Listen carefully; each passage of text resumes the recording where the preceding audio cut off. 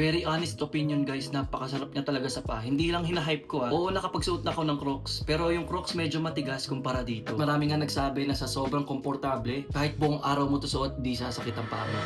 Narito nga pala ang pinakabagong recovery shoe mula sa Nike. At alam nyo bang made out of foam yung buong sapatos na to? Ito na nga ang Nike Rejuvenate. Ang sapatos na gawa sa Nike React X Cushion. Mapapansin yung materials niya talagang napakalambot.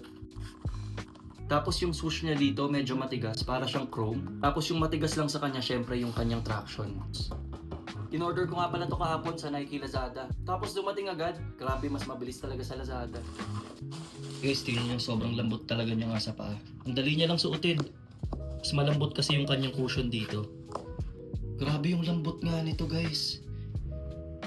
Ramdam na ramdam mo yung foam sa buong sapatos Grabe, game changer to guys. Pakasarap niya talaga sa paa. Kung makakita ka nito sa mga store, i-try nyo. So ang SRP niya nga pala is nasa 3,000 plus. Guys, hindi to sponsored Never pa naman nag-sponsor sa akin si Nike, kaya baka naman.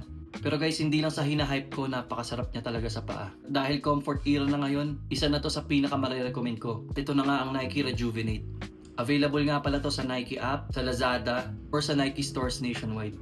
Promise, di kayo magsisisi dito.